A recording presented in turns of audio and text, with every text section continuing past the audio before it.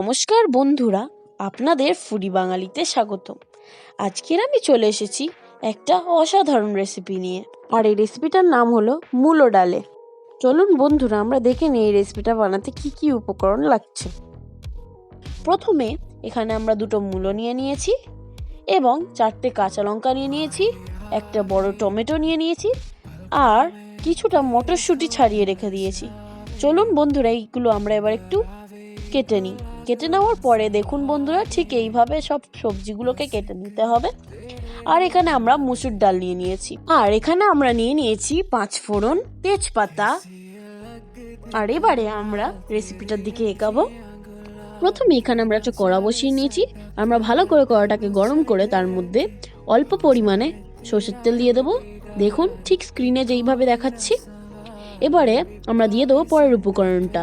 এখানে আমরা প্রথমে যে তেজপাতাটা নিয়েছিলাম সেটা আমরা দিয়ে দিলাম, দিয়ে হালকা করে নেড়ে নেবো। তারপরে আমরা দিয়ে দেবো 5 ফোড়নটা, দিয়ে আমরা ভালো করে তেজপাতা আর 5 ফোড়নটাকে ভেজে নেব।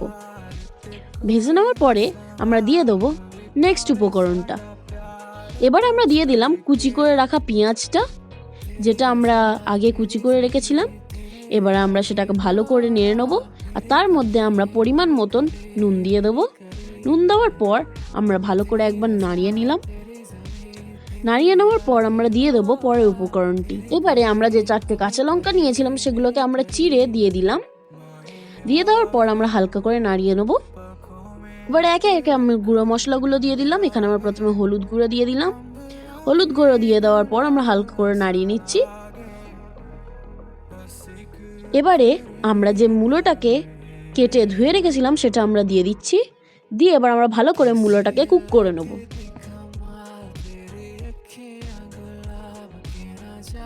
আমরা মূলোটাকে কিছুক্ষণ কুক করার পরে আমরা খানিকক্ষণের জন্য ঢাকনা দিয়ে দেবো। ঢাকনা দিয়ে অল্প সেদ্ধ হয়ে যাওয়ার পর আমরা ঢাকনাটা খুলে নিলাম। এবারে আমরা হালকা করে নাড়িয়ে নেবো। নাড়িয়ে নেওয়ার পর আমরা যে মটরশুঁটিগুলো ছাড়িয়ে রেখেছিলাম সেগুলো আমরা দিয়ে দেব। দিয়ে আমরা ভালো করে মূলোর সঙ্গে নাড়িয়ে নেব।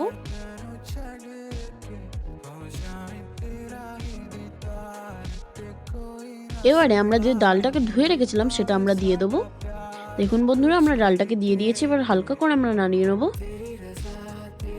ভালো করে নাড়ানোর পর আমরা চলে যাব নেক্সট স্টেপে। ডালটাকে ভালো করে নাড়ানোর পর আমরা কিছুক্ষণের জন্য ঢাকা দিয়ে দেবো।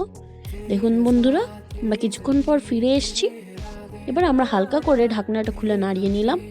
নাড়িয়ে নেওয়ার পর আমরা চলে যাব নেক্সট স্টেপে। এবারে আমরা ডালে পরিমাণ মতন জল দিয়ে দেব। জল দেওয়ার পর আমরা হালকা করে ডালটাকে আর মূলোগুলোকে ভালো করে জলের সঙ্গে মিশিয়ে নেব। দিয়ে এবারে আমরা ডালটাকে দিয়ে এবং জল দিয়ে ভালো করে সেদ্ধ হওয়ার জন্য অপেক্ষা করব। ডালটা সেদ্ধ হয়ে যাওয়ার পরেই আমাদের রেসিপিটা একদম তৈরি হয়ে যাবে। বন্ধুরা, এখানে আমাদের ডালটা অর্ধেক সেদ্ধ হয়ে গেছে।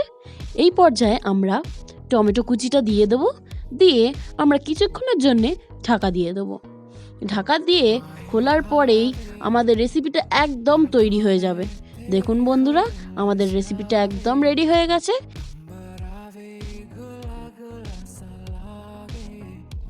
শেষ পর্যায়ে আমরা এখানে স্বাদ মতো নুন এবং চিনি দিয়ে ভালো করে নাড়িয়ে নামিয়ে নেব।